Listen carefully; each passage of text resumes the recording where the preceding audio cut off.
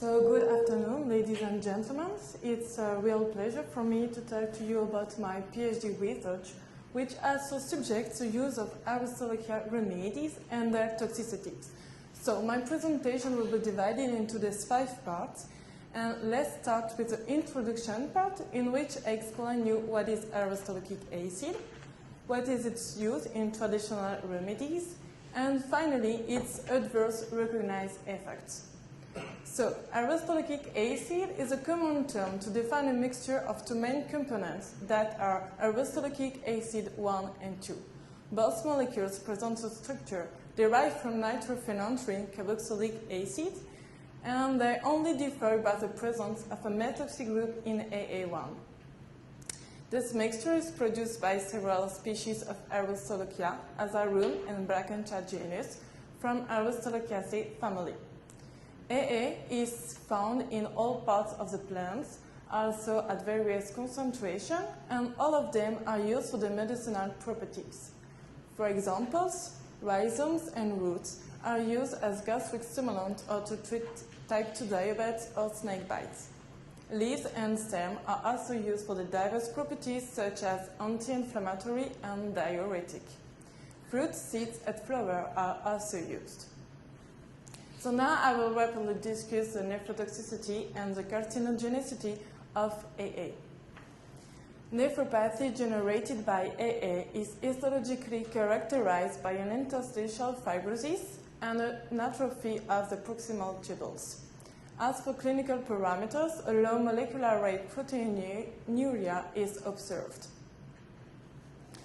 AA nephropathy leads to a chronic kidney disease requiring heavy treatments such as dialysis or renal transplantation. The lack of access to such expensive treatments is one of the main reasons explaining the death of many patients. Carcinogenicity of AA generates upper urinary tract carcinoma in 40% of patients and is induced by bioactivation during the metabolization process. Indeed, after the absorption and distribution phases, renal and hepatic enzymes convert AA into a nitrogen ion with a delocalized positive charge. Then this ultimate carcinogen metabolite will react with DNA and more specifically with its purine component to form DNA adducts. These adducts have the particularity to be found in the renal cortex and inside the urothelium, and generates mutation in the tumor suppressor gene P53. So in this previous slide, I showed you that AA exposure gives rise to different specific biological modifications that can be used as fingerprints. For example, the AA DNA adducts and the specific mutation are histochemistry and genomic biomarkers, where this protein can be used as proteomic biomarkers. So in Metabolomic, none has been described. However, this approach has significant advantages. Compared to histochemistry and genomic, it is a non-invasive method, which has for main power to be able to detect early compared to proteomic, which detect in a later stage of the disease. So, the Balkan endemic nephropathy is a chronic kidney disease widespread in rural areas of Balkans bordered by the Danube tributaries as represented on red in this map. There are 25,000 disease or suspect cases and more than 100,000 classified as at risk for this pathology, which will be due to dietary intoxication. Indeed, as you can see in this picture, Aristolochia plants grow in the wheat field of these regions. The purpose of my research is to explore in rodent model and in a human Croatian cohort the potential of Metabolomic to unveil early and clinically usable biomarkers of AA-induced chronic renal disease. Such biomarkers could have better understanding the toxic mode of action of AA, but they could also be used to screen a population at risk. So now I will expose you the Metabolomic principle and procedure. So Metabolomic gives a complete portrait of metabolite level in the whole body and their temporal change. This cartography is obtained by mass spectrometry or nuclear magnetic resonance of biofluids or biopsy. The first step in a metabolomic study is a samples collection and preparation. In rodent model, rats are housed in metabolic cage to collect fraction of urine samples.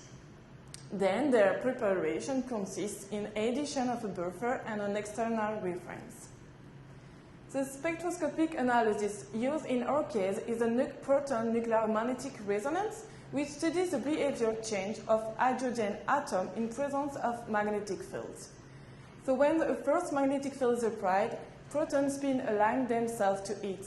But when the second one is applied, they move, and when it stops, they return at equilibrium. The signal emitted can be plotted as a graphic of intensity as function of time, which is next Fourier transform as function of frequency. Each peak now represents a particular hydrogen atom in a protonated group from a specific metabolite in the analyzed sample. The peak position and its multiplicity are the key elements for the identification. Then spectra are treated by multivariate analysis. In this kind of method, two plots are generated, represent a simplified overview of a complex set of data, and helps the investigator to identify potential combination or separation between samples. On the scores plot, each point corresponds to one observation, meaning a particular NMR spectrum of a sample. Whereas the loading plots explain which variables are responsible for the combination or separation. Finally, variables are annotated from a database to identify the corresponding metabolites, and this comparison allows to identify which metabolic pathway is affected during a disease or an intoxication. So now I will expose you the results obtained firstly for the acute toxicity model in rodent, and then for the chronic toxicity using a Croatian cohort composed of deceased suspects and at-risk patients for the Balkan endemic nephropathy. So in the acute toxicity model, rats are subcutaneously injected with one high dose of 50, 75, and 100 mg by kick of AA1 or mixture. Physiological parameters recorded through the study show that body weight and food intake decreased as function of agent and dose. It was more drastic for mixture and for high dose. Water consumption and polyuria are also observed. As for clinical chemistry data, an increase of blood urea nitrogen and serum creatinine are also observed. And it was more drastic for mixture and for high dose. Thus, this first result seems to indicate that the toxicity of mixture is higher than AA1 alone. So we look for assay the toxicity of AA2 alone.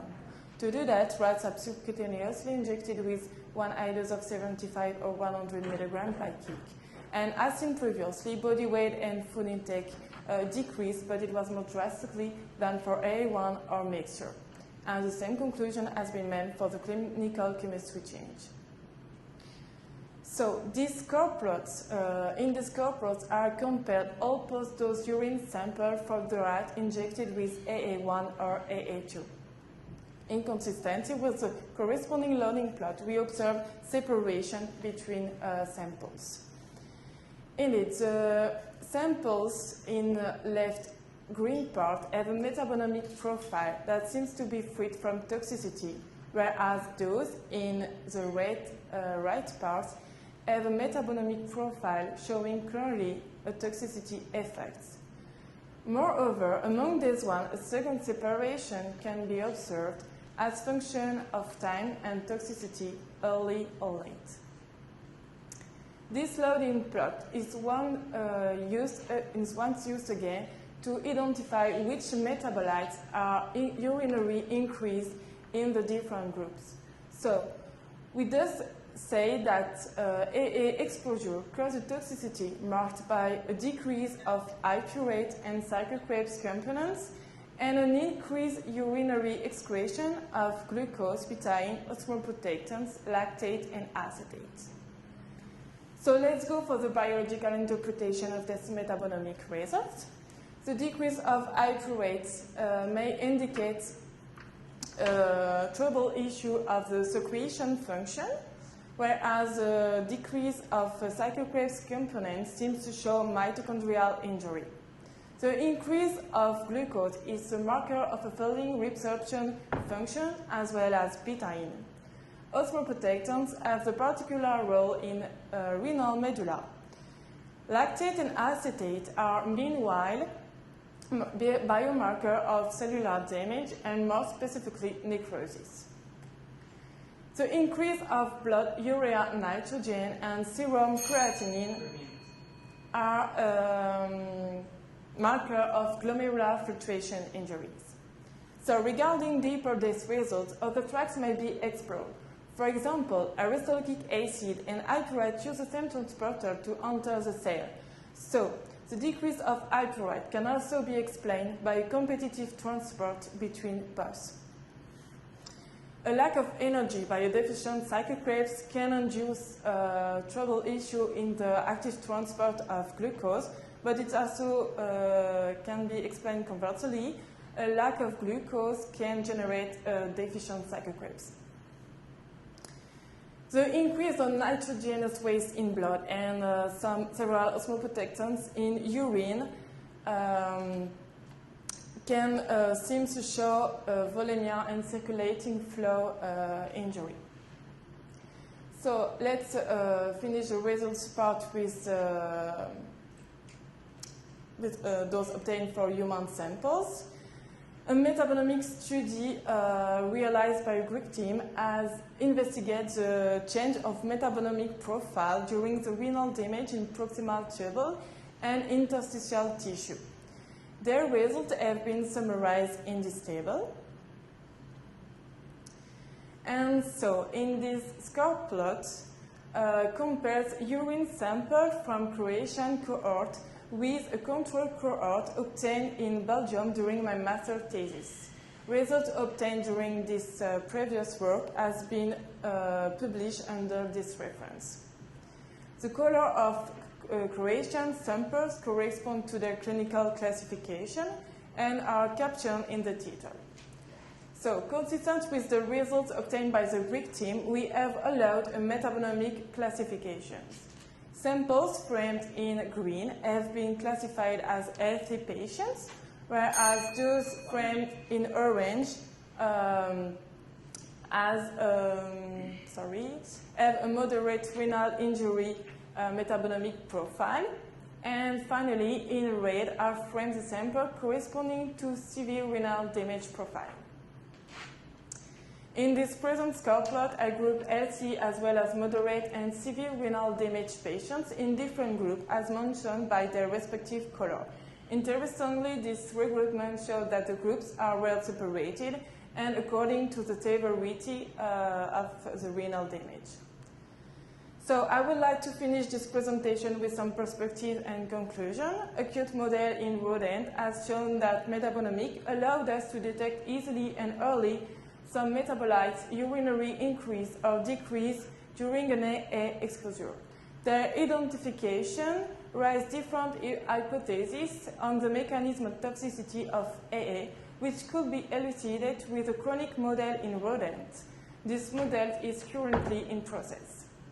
Interestingly, the metabolites are consistent with those obtained with the Croatian cohort. New Croatian samples are being analyzed in order to support our first results by increasing our database. The confirmation of this result could provide an effective tool in the early detection of renal dysfunction in a population at risk for the AA nephropathy. So my last slide. As shown in this map, which country where Aristolochia species are used in traditional medicine are flagged with a star symbol, the possible case of human AA intoxication is high.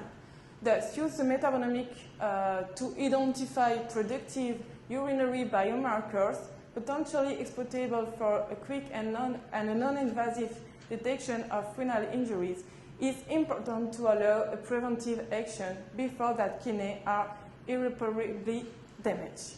Thank you. Okay, thank you. So, come from the university. Yes. Yes. So in the last analysis, I did the university. Yeah. Okay. Thank you. Yeah. Thank you.